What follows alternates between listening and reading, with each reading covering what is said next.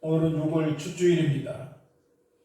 6월은 이 민족이 상복을 입어야 되는 달이라고 말을 합니다.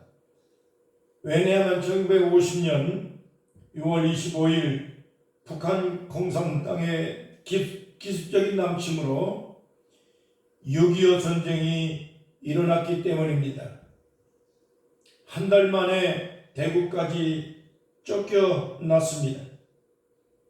그야말로 대한민국은 국토 85%가 지옥으로 변해버렸습니다. 600만 명 이상이 사망을 했습니다. 여러분, 지금 우리나라가 이렇게 잘 살고 세계 유엔의 200개가 넘는 국가 가운데 경제가 10등 정도의 국가로 성장을 하고 살아가고 있습니다. 여러분, 이와 같이 우리가 자유를 누리고 경제 호황을 누리면서 잘 살고 있는 것은 6.25 때 전쟁터에 나가서 맨몸으로 공산당과 싸우고 허리띠를 졸라매고 경제를 일으킨 어른들의 희생 덕분이 아닐 수가 없습니다. 여러분, 그렇기 때문에 우리는 절대로 그분들의 희생을 잊어서는 안 된다는 것입니다. 그래서 6월달을 우리는 보훈의 달이라고 얘기합니다.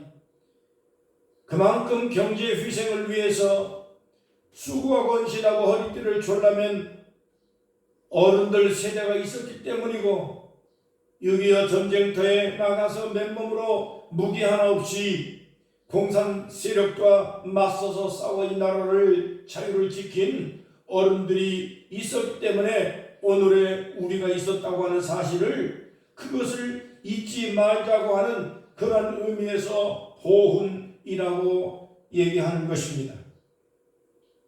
여러분, 한번 나라를 빼앗긴 국민은 갈 곳이 없습니다. 나라가 없는 국민을 받아주고 환영할 수 있는 국가는 이 땅 위에 어디든지 없습니다. 그러한 국민이 떠돌며 살고 있는 모습을 뉴스에서 볼 때마다 비참한 모습이 아닐 수가 없는 것입니다. 여러분, 그렇기 때문에 그 나라의 국민은 그 나라를 지키기 위해서 반드시 애국을 해야 된다는 것입니다. 유대인들을 보시기 바랍니다. 유대인들은 과거에 나라를 빼앗긴 민족입니다. 애굽에 나가서 식민지로 오랜 세월 동안에 노예 같은 삶을 살았습니다. 독일 나치민족에게 600만 명이 학살을 당했습니다. 2000년 동안 유랑민족으로 살았습니다. 나라가 없었기 때문인 것입니다. 그래서 1945년도 2000년이 지나고 난 후에 겨우 나라를 되찾았습니다.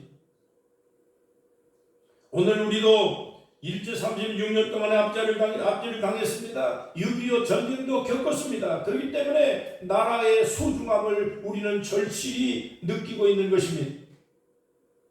오늘 읽은 말씀에 보면 예수님께서 예루살렘아 예루살렘아 하면서 탄식하고 슬퍼하시는 말씀이 나오고 있습니다. 뿐만 아니라 누가복음 19장 41절의 말씀에 보면 예수님께서 예루살렘을 바라보시면서 우셨다는 말씀이 나오고 있습니다.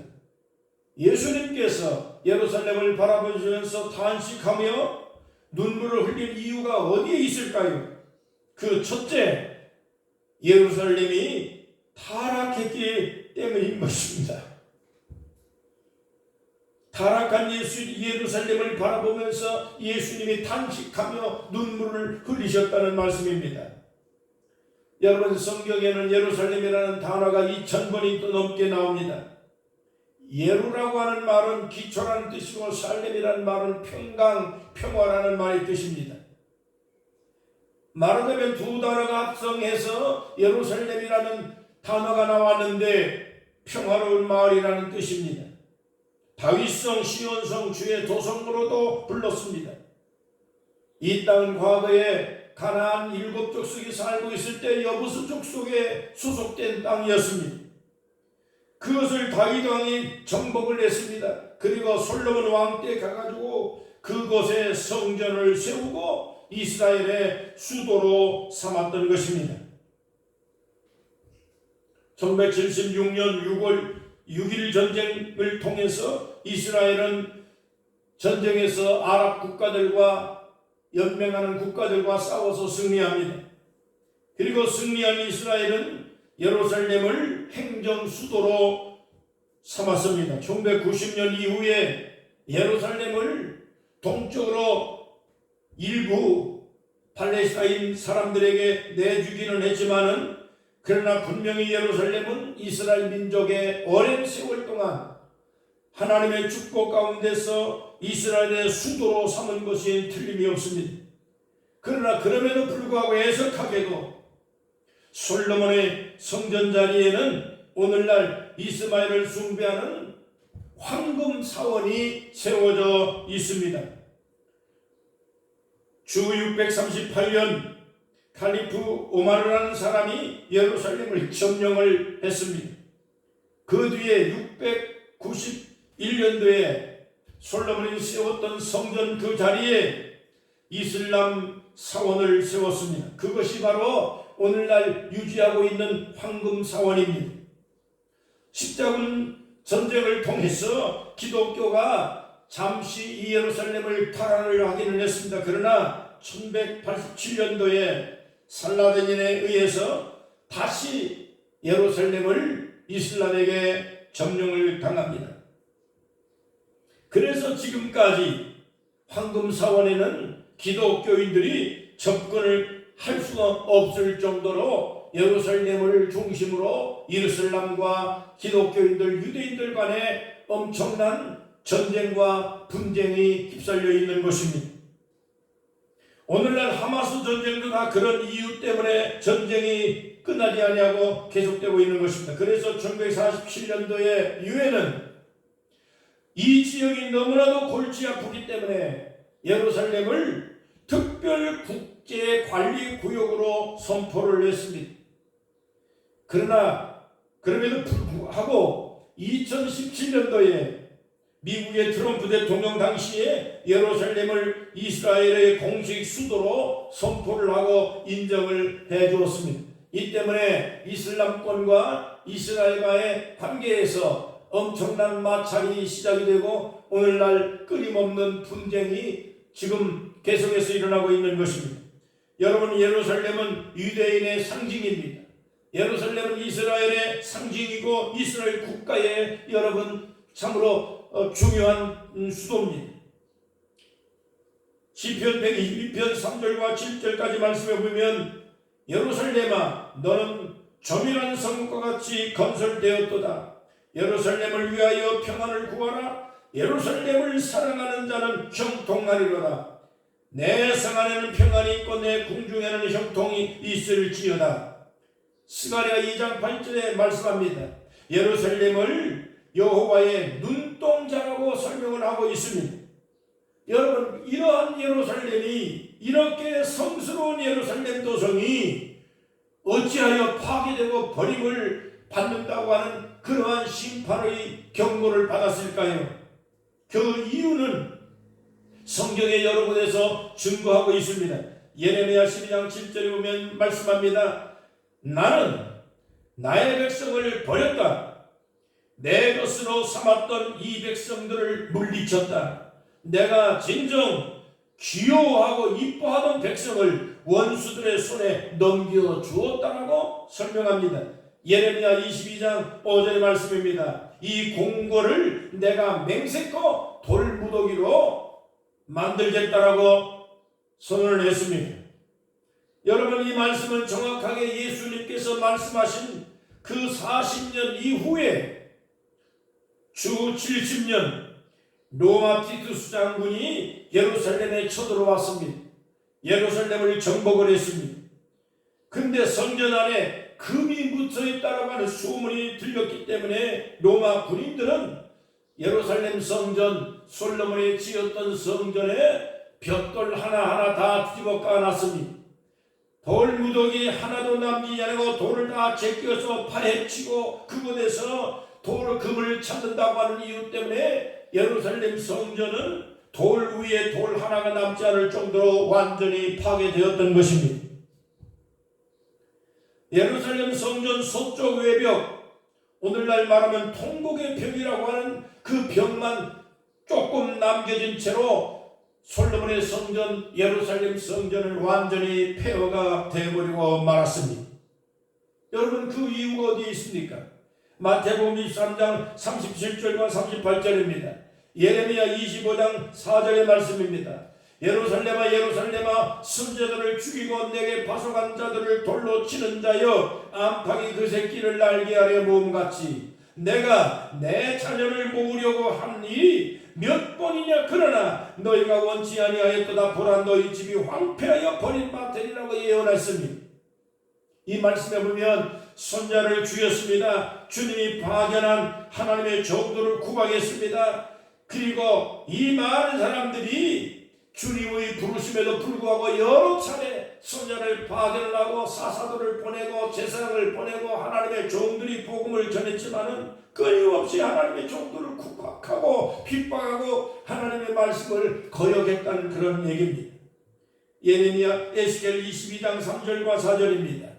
스바냐 3장 1절과 4절의 말씀입니다. 이 저주받은 도성아, 야훼께 반항이나 하는 더러운 도성아, 악자나 일삼는 도성아, 불러도 듣지 아니하고 징계를 해도 고숨치며 여호와를 멀리하고 의지하지도 않는구나. 귀족들은 성 안에서 사자처럼 으르렁거리고 판사들은 벌판을 주름잡는 늑대처럼 뼈도 안 남기고 사람을 씹어 삼킨다. 예언자들은 제 잘난 것에 사람들을 속이고 사제들은 성소를 더럽히며 법을 짓밟았도다. 여러분, 이 말씀을 자세하게 여러분 해석을 하고 살펴보시기 바랍니다.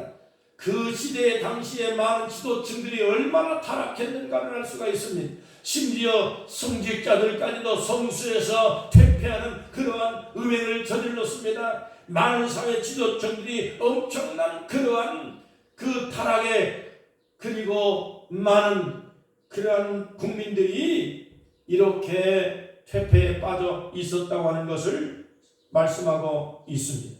여러분, 수천 년의 역사를 가진 하나님의 성지가 이렇게 된 이유는 다시 얘기하면 사회의 정의가 사라졌다, 그 얘기입니다. 나바이 왕이라는 사람이 말하기를 예루살렘이 저렇게 멸망하게 된 원인, 그 중요한 이유는 사회의 정의가 실현되지 않았기 때문이라고 말했습니다.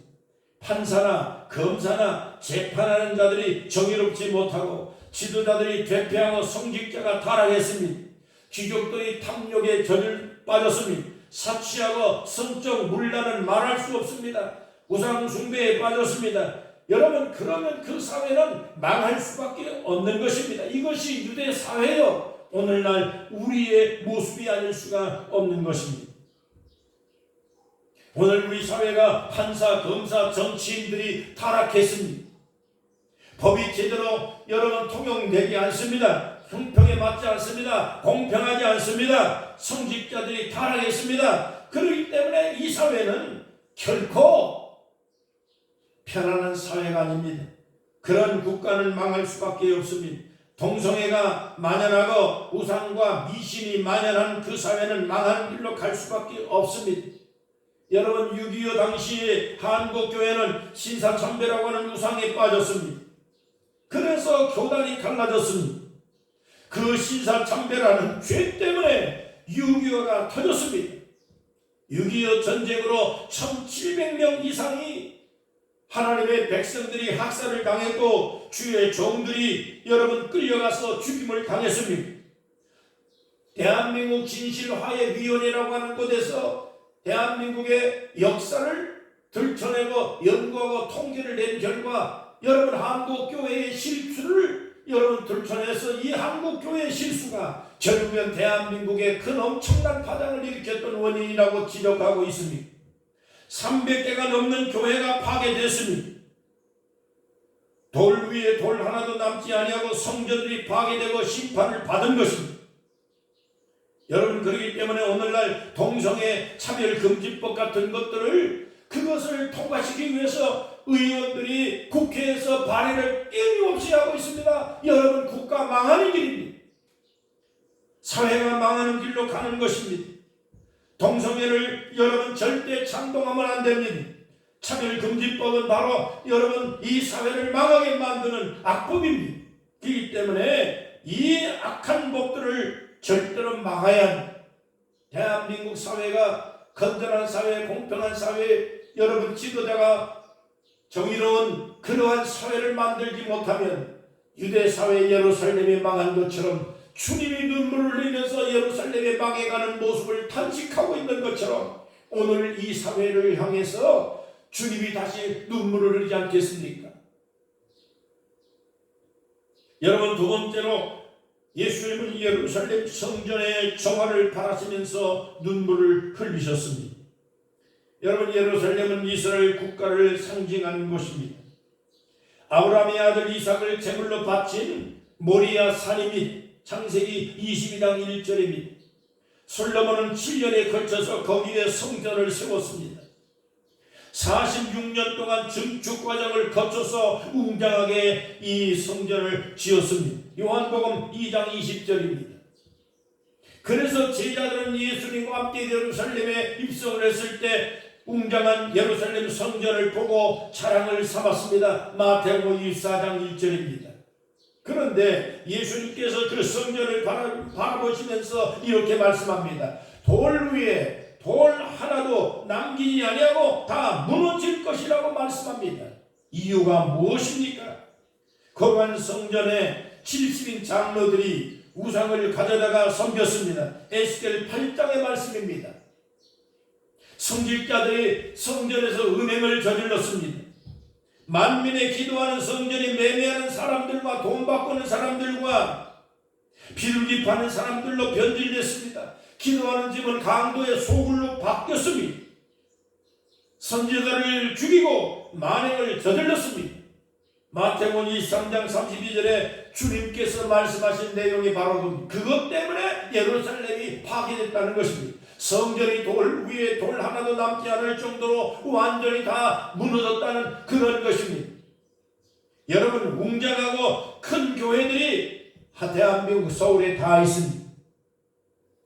교파마다 웅장한 교회, 대한민국 최고의 교회들이 서울에 다 있습니다. 그런데 이 교회 가운데 성범죄가 만연되어 있습니다. 여러분, 유튜브를 보시기 바랍니다. 대한민국에 있는 모든 교회들 가운데서 일어나고 있는 여러 가지 많은 퇴폐적인 일들과 성범죄 사건에 연루된 그러한 일들이 끊임없이 여러분 뉴스를 타고 있습니다. 아니라고 할 수가 없습니다. 술 취하고 점을 보고 사주 보는 일들이 교회에서 만연되고 있습니다. 동성애가 만연되고 있습니다. 여러분, 이것은 예루살렘이고 이것이 오늘 우리 교회의 모습입니다. 예수님께서 서울에 오신다면 뭐라고 말씀하시겠습니까? 서울아 서울아 탄식하지 아니하시겠습니까? 여러분, 오늘 우리가 예루살렘처럼 망하지 않으려면 지금이라도 정신 차려야 됩니다. 코로나 이후에 교회가 1만 개가 폐쇄되었다고 합니다. 오늘 우리는 제자들처럼 예수님에게 물어야 됩니다. 우리는 성전이 무너진 이유가 어디 있는 건지 물어야 됩니다.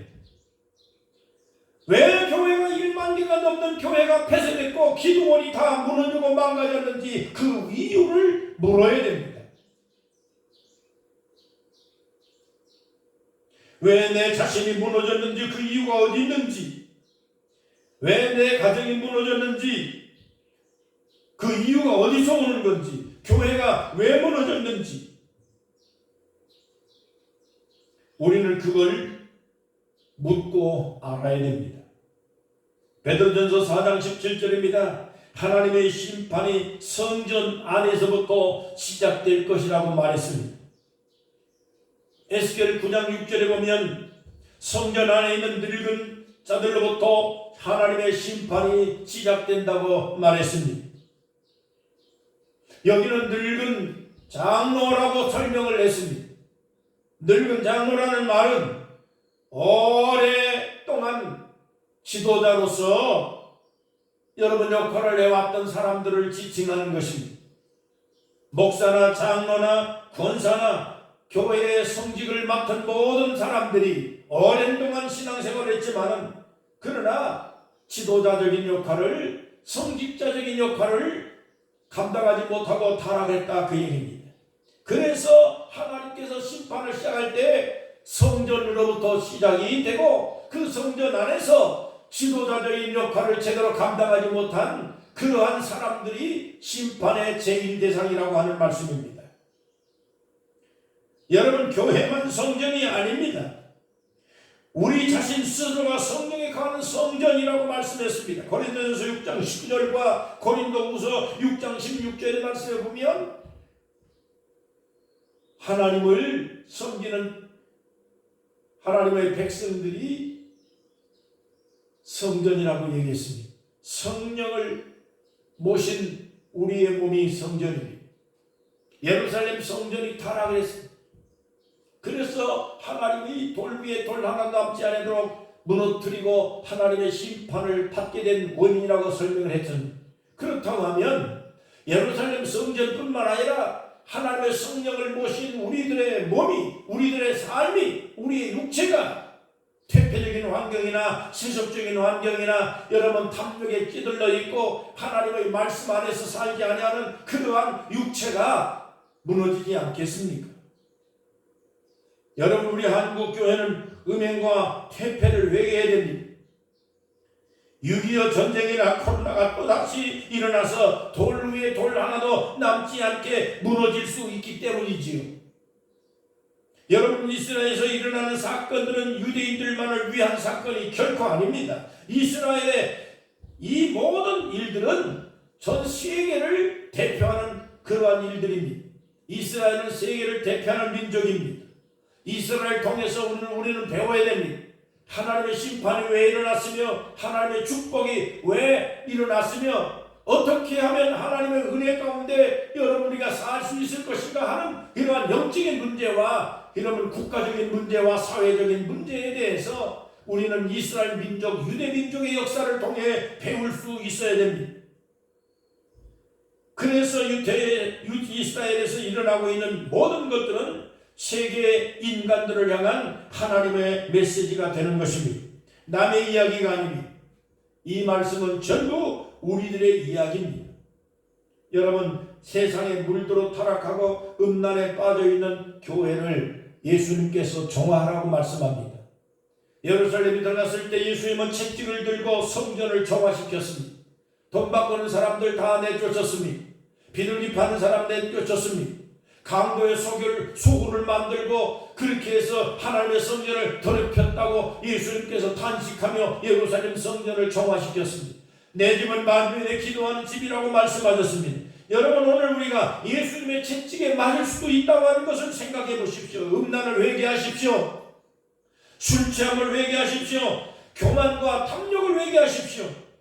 하나님을 실망시키지 말아야 됩니다. 인도의 타고는 말했습니다. 아시아의 작은 나라 코리아, 언젠가 세계를 이끌고 나갈 등대가 될 것이라고 예견한 바가 있습니다. 그러므로 여러분, 우리 한국 교회가 세계를 이끌고 세계를 지도하고 나갈 영적인 지도자 교회로서 하나님의 택함을 받았습니다. 그러므로 이런 예루살렘 성전이 하나님의 사랑받고 존귀받는 그러한 성스러운 성지로서의 여러분 긍지를 다시 회복하기 위해서는 정화하라는 것입니다. 성전을 정화하고 우리의 몸을 정화하고 여러분 교회를 기도하는 교회로 다시 한번 발돋움시켜서 하나님께 말씀을 붙들고 살아가는 하나님의 백성들이 다시 일어나야 됩니다. 암탉이 자기 날개를 펴서 들어오라고 새끼를 부르듯이 하나님은 오늘 우리 한국 교회를 부르고 있습니다. 6.25 전쟁 같은 이러한 암울한 일들이 다시는 이 땅 위에 일어나서는 안 됩니다. 300개가 넘는 교회가 파괴가 됐고 수천만의 많은 하나님의 종들과 주의 백성들이 여러분 학살을 당했습니다. 이러한 수모가 다시는 이 땅에 일어나지 아니하도록 우리는 정신 바짝 차려서 성전 정화운동을 일으켜야 됩니다. 여러분, 우리 한국교회는 마지막 때에 하나님이 쓰시는 교회가 될 것입니다. 등대같이 일어나는 때가 올 것입니다. 기도하고 말씀을 붙들고 여러분 회개하고 음란을 회개하고 음행을 회개하고 탐욕을 회개하고 분쟁을 회개하고 교파에 교리의 답을 뛰어넘어서 여러분 하나님의 성령의 충만한 역사가 이 땅에 다시 일어나서 성령으로 시작해서 육체를 마치는 이러한 비참한 교회가 아니라 성령으로 시작한 하나님의 교회가 성령 안에 여러분 뜨겁게 기도하고 선교하며 복음을 위해 살아가는 하나님의 백성들이 다시 이 땅을 살리는데 여러분 불씨가 될 수 있기를 주의 이름으로 축원합니다. 하나님의 심판은 유대인에게만 일어나는 거 아닙니다. 솔로몬의 성전이 망했듯이 여러분 우리가 하나님의 성전으로 부름받은 하나님의 백성들이 정화하지 아니하면 하나님의 백성들이 하나님의 뜻을 따라서 하나님의 영광을 위해 살려가지 않으면 돌 위에 돌 하나도 남지 아니하도록 하나님의 심판은 우리에게도 임할 것입니다. 여러분 6월달에 여러분 비참한 이 6월달에 상복을 입어야 할 수밖에 없는 6월달에 여러분 우리가 정신 바짝 차려 자유 대한민국을 지키니 하나님의 영광을 위해 살아가는 복된 성도들이 다 되고 우리 한국 교회가 성령의 충만함으로 회복하는 놀라운 역사가 일어나기를 주의 이름으로 간절히 축원합니다. 거룩하신 우리 아버지 하나님 은혜를 감사합니다. 오늘 6월 첫 주일날 대한민국을 지켜주신 하나님 6.25의 비참한 그러한 전쟁 통해서도 이 나라를 지켜주시고 자유를 주신 하나님의 은혜를 감사합니다. 다시는 이 땅 위에 하나님 아버지의 심판이 아버지 하나님 일어나지 아니하도록 이 대한민국을 교회를 살려주시고 복음을 위해 살아가는 하나님의 백성들이 우주선처럼 성령 충만한 교회들이 되게 하시며 성령으로 가득한 이 땅에 역사가 일어나도록 우리 아버지여 축복하시기를 간절히 기도합니다. 세계 만국의 하나님의 교회 하나님의 선교를 할 수 있는 그러한 등대 같은 대한민국을 만들어 주시옵소서. 전쟁을 막아주시옵소서. 하나님의 경제 대국으로 이렇게 조그만 나라를 세계민족으로 삼아주신 하나님의 놀라운 축복을 감사하게 하시옵소서. 모든 우리 젊은 후진들이 대한민국의 역사를 위해 희생하고 고생하며 맨몸으로 투쟁했던 어른들의 희생과 어른들의 모든 역사들을 보존할 수 있는 애국정신을 가질 수 있게 하십니다. 우리 아버지 하나님이 온 땅에 있는 기도원과 온 땅에 있는 교회들이 회복할 수 있게 도와주시옵시며 성령의 놀라운 역사가 불같이 이 땅을 하나님께서 주님 역사에 주시기를 간절히 기도합니다. 영광 받으신 우리 아버지 하나님 축복하여 주시옵소서. 예수님의 이름으로 간절히 축복하며 기도하옵나이다. 아멘.